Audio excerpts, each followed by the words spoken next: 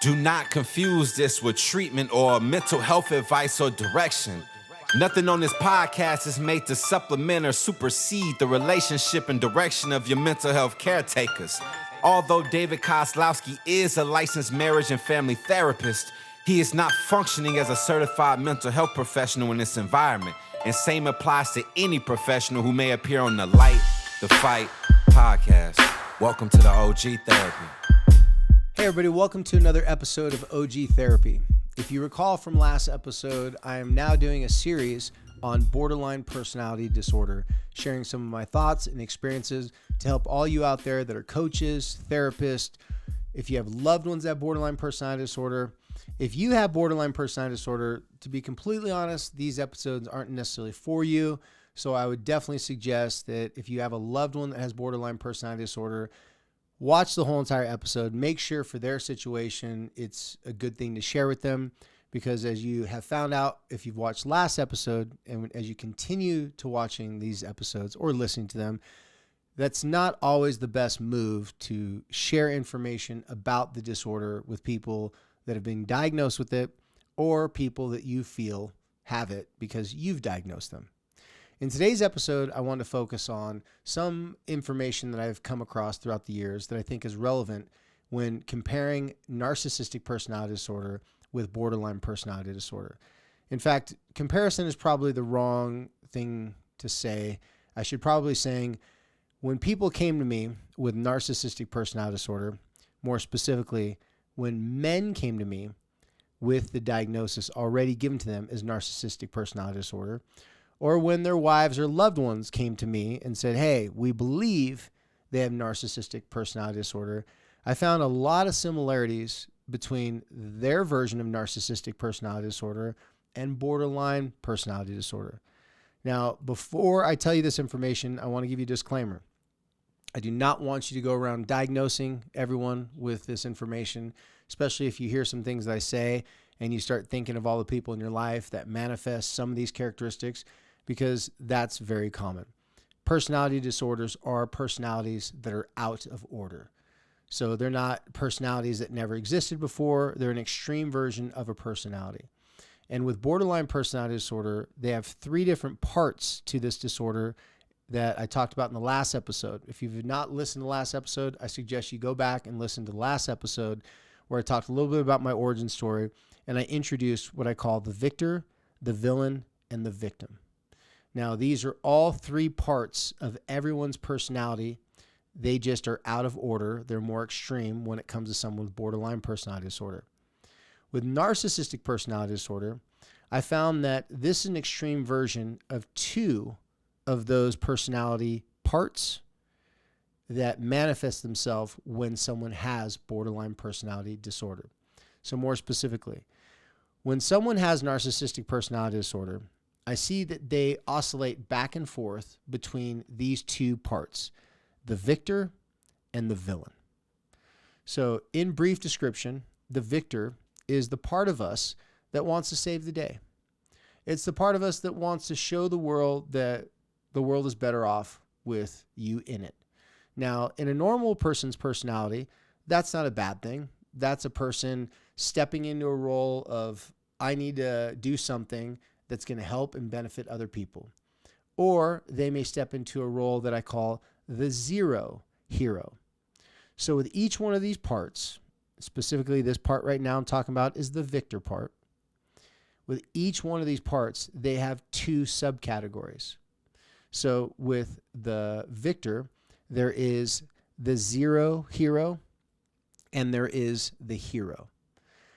Now, I'm going to give you a little brief description on this one just so it makes sense why I've seen a lot of similarities between narcissistic personality disorder and borderline personality disorder.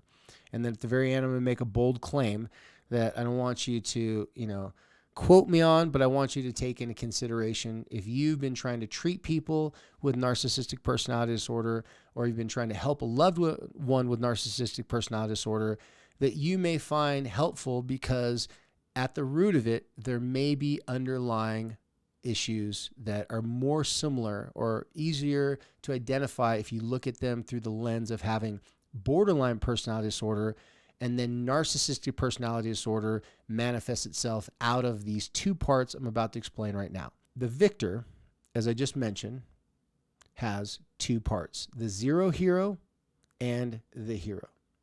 The zero hero is the part of the victor that says, nobody in the world believes in me. People are always against me. I need to prove the world that I'm good enough and I'm capable.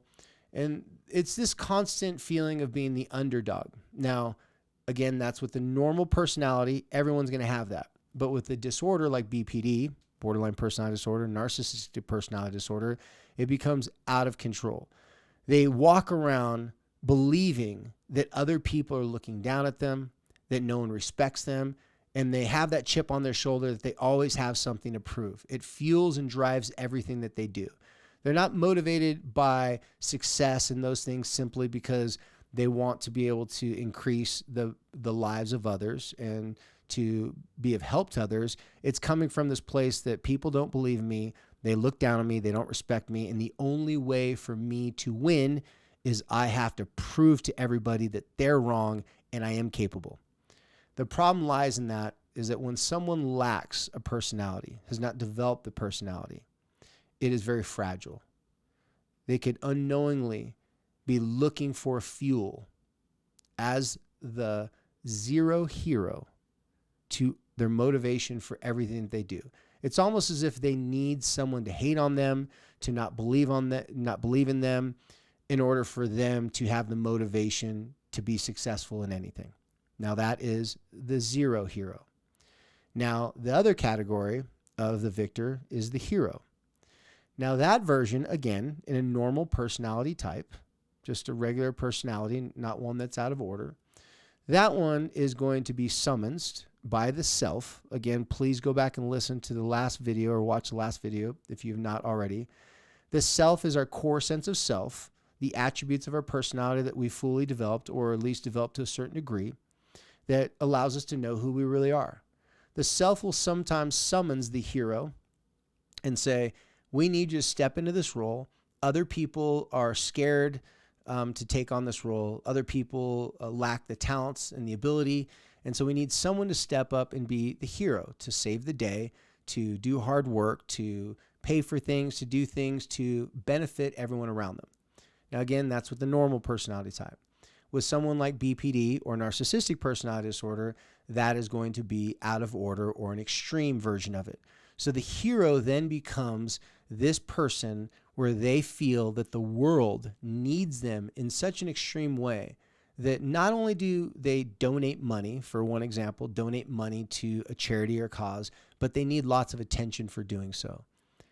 You might have met some of these people in your own life, and I'm using a very basic version of this, but a couple of people in my life would be quick to tell me if we're hanging out that they just spilt a drink on their $500 pair of pants, or they can't find their $1,000 pair of sunglasses, or they will, as soon as they can in a conversation, they're telling you about all the people that they know who are celebrities, all the connections that they have, and how much money that they make. Now, these are all just different examples, but you know these people, you're talking to them and they'll say something like, yeah, yesterday I was talking with, so-and-so, who's the producer of such and such a movie. And, you've probably heard of them. They only made like $500 million in the box office.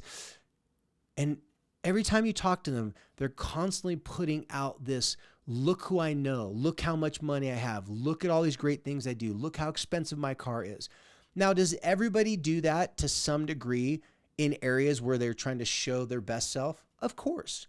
But again, personality disorders are that extreme version of it. So these people, it becomes what they feel other people will see them as successful, but they have to show that they're associated with something that's successful, and money is usually associated with success. Prestige is usually associated with success. If you hang out in certain circles, social circles where there's wealthy, famous people, that's usually associated with success. The cost of clothing, so on and so forth, what restaurants they ate at. So if people are constantly pushing that agenda, constantly making those statements, yes, it could simply come from some sort of insecurity within them. But when it's out of order and it's a real disorder, it is showing that they found that if they play this part, some people may respect them, and at the end of the day, they're less likely to be abandoned. Because who's going to abandon a hero?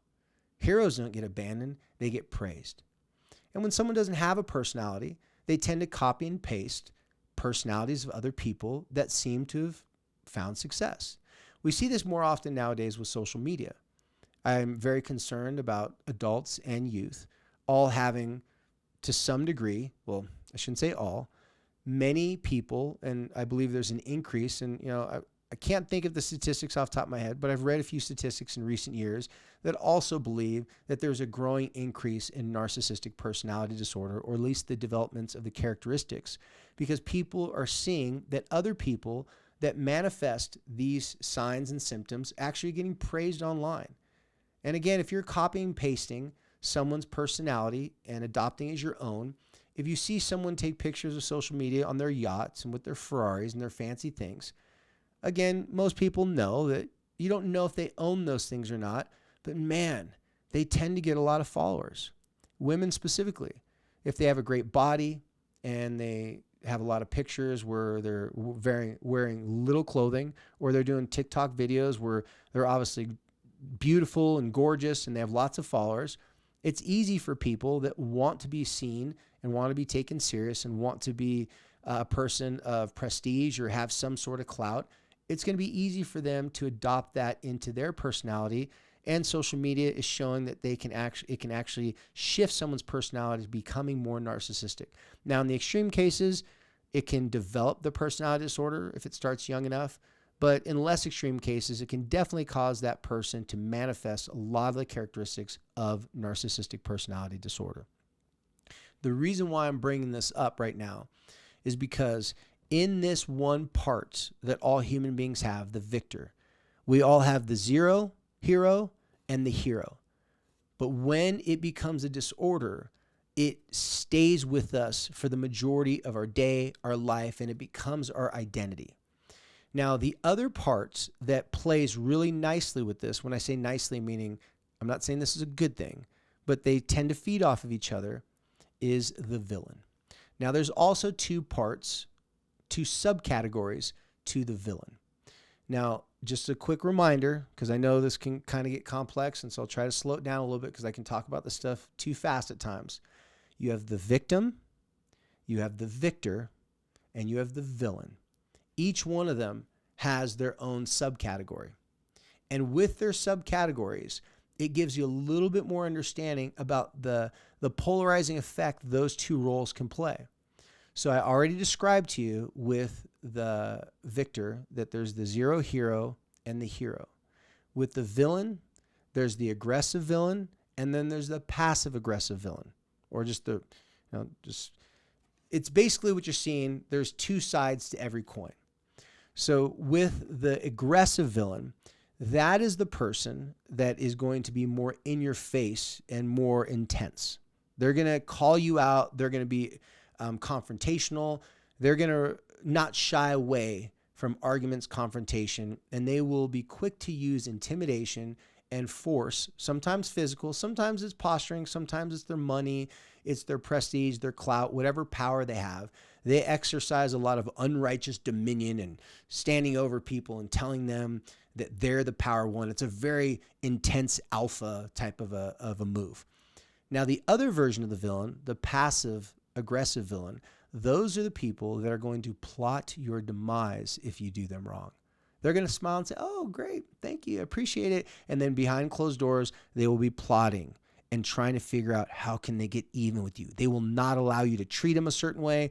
If they feel offended by you, they will go to long lengths to ruin your reputation, maybe your job, your career, to do something to you that is going to show you that they're powerful and that they are not to be messed with. Again, do we all have this capability in our personality? Yes, of course, because our parts play a certain role to help the self protect itself. But I want you to imagine a triangle. Each one of these points of the triangle are your part: victor, villain, victim. Inside the triangle is the self. As we get older and as we develop our personality, our true core sense of self starts to come outside of the triangle, and it starts to observe, and it becomes a manager, or using the analogy I used last time, it becomes the coach. And it starts to lead our parts to play roles when necessary, when we need them to. And then the self will summons the parts back. And so basically the parts are inside the triangle, and the self is the governing body outside the triangle. With someone that has a severe personality disorder like borderline personality disorder or narcissistic personality disorder, the self is trapped and contained inside the triangle because of various life circumstances, horrible things that have happened to the person. The parts have said something like this: self, you're real cute, you're real loving, you have all these great attributes, and you're really great. However, this is a dangerous world, and we need to protect you. You have proven that you do not have the capabilities to keep yourself safe. Since you're not capable of keeping yourself safe, we're going to hijack the system. We, the players, are going to run the team, and the coach has to sit on the bench. And the coach, meaning your sense of self, has to be protected because it's not capable of managing and coaching the way it should be. Well, with the villain, it's very similar. I see a lot of people with narcissistic personality disorder oscillate back and forth between the villain and the victor. And they play those roles depending upon the scenario and the situation. A lot of times you'll see someone who's very wealthy, and this is not always the case, just using one example. You'll see someone that's very wealthy, donating lots of money and telling everybody how much money they donate, driving the fancy cars, got the jets. And I'm not saying that if you have those nice things that you obviously have a personality disorder. I'm saying this is sometimes how you can see the extreme version of the victor. Now, that person did not get to that high platform by always just being the person who saves the day. Sometimes they have to play a different role, and they have to summons the part of the villain. Sometimes they have to be the cutthroat person that literally can look you dead in the eyes and just say, it's just business. They don't see you as a human. They don't see you as a person that they need to respect and honor your existence as a person. Instead, they see you as a pawn. They see you as simply a tool or something that they need to avoid, get rid of, or use to their benefit.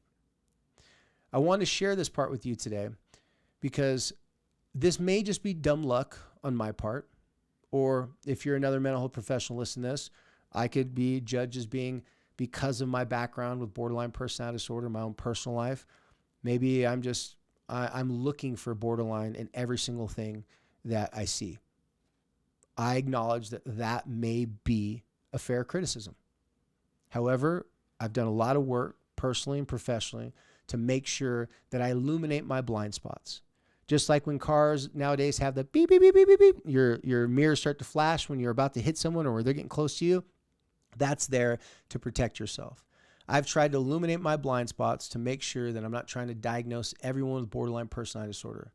But in my experience working with males specifically, I can't say this for all females, but males specifically, when I've worked with males who are narcissistic and have been diagnosed with that, or I've diagnosed them with that after thorough research and history, because I do not give diagnosis with borderline personality disorder, narcissistic personality disorders, extreme things like this, as easy as I would depression, anxiety. I have to do a lot more work, and I have to get to know the person. I have to get them to let down some of their guard, because I could diagnose a lot of people out the gate, off the jump, with those two personality disorders if I was just looking at if they hit certain criteria.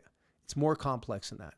But what I have found is that the men that I've worked with that have narcissistic personality disorder, whether I gave it to them or whether someone else diagnosed them with it, they actually tend to lean more towards having a personality disorder underlying, which actually created the narcissistic personality disorder and gave it a meaning and a purpose in the first place. And that is borderline personality disorder. Again, I don't know if this just happened, random happenstance, but I kept track of this very closely throughout my career. And every time I had a guy come in that was narcissistic, as we do deeper information, they had the same fears of abandonment that a borderline personality disorder person had. In fact, I could detail the time in their life where they determined that the narcissistic personality disorder would never be abandoned because people are either too scared to abandon them or they're too valuable. In fact, those people, and I'm not saying they cannot commit suicide, that they're not people who will not be suicidal, because I had that happen a lot, but I never had one of those men attempt suicide. They'd threatened it. They'd gotten close, but I never had one of them attempt it in all the years I've been working with them. At the end of the day, they're able to do something called self-hypnosis. I will elaborate more about self-hypnosis in another episode here on OG Therapy, but in short, they become masters at convincing them that things did not happen. I truly believe they could take a lie detector test and pass it because they believe what they say. They've gotten so skilled at it because if they didn't believe it, they would have some sort of conscious awareness that they are deserving or worthy of abandonment because their behavior is so unbearable, because they've done such horrible things. They've been so mean to people. They've hurt people. They've manipulated people and systems. They've lied. They've cheated. They've stolen, that they actually have to believe their lies. Otherwise, they couldn't continue to lie at that degree, because to them, it's not a lie. It's the truth. That's why I call it self-hypnosis. Now, when the self-hypnosis wears off, maybe they're maybe they're being threatened with going to jail, divorce, financial struggles, whatever it may be. There's windows of opportunity when that hypnosis wears off where I'm able to counsel them and have good treatment and provide good therapy for them. But sometimes it takes me a while to find those windows. So I want to leave you with one last thing.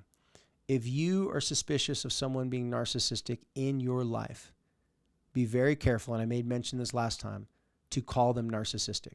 Because two things in my experience tend to happen. One, they will believe that you're trying to set them up, that you're trying to discredit them, that you're trying to expose them to the world because there's such a negative connotation with being narcissistic. But more recently, I've also had another response from people when they've been called out as being narcissistic, and they actually were narcissistic. And that is, they embrace it and they like it. They don't necessarily say thank you, but it actually is a confirmation that, hey, sometimes you got to break a few eggs to make an omelet.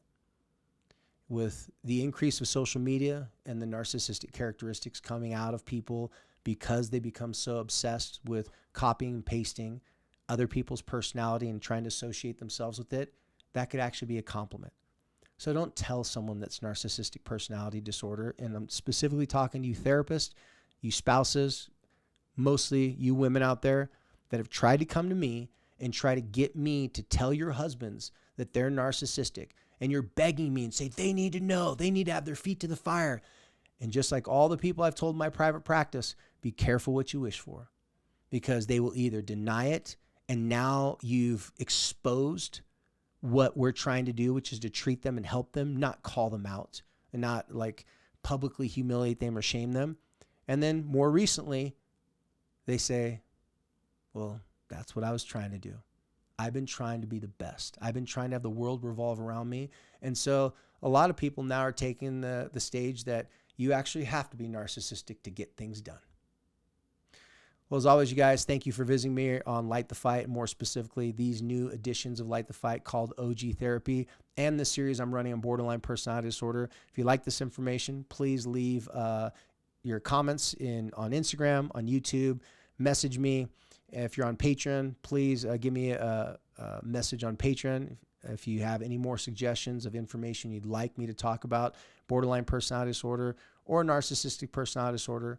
On the main feed for Light the Fight next week, I'll be talking about something that's not specifically related to these two personality disorders, but something that pretty much shows up consistently in the loved ones that are trying to love people this, and it's called learned helplessness. If you'd like to know more about that, pay attention for the next episode of Light the Fight. And until then, thank you for helping us to light the fight.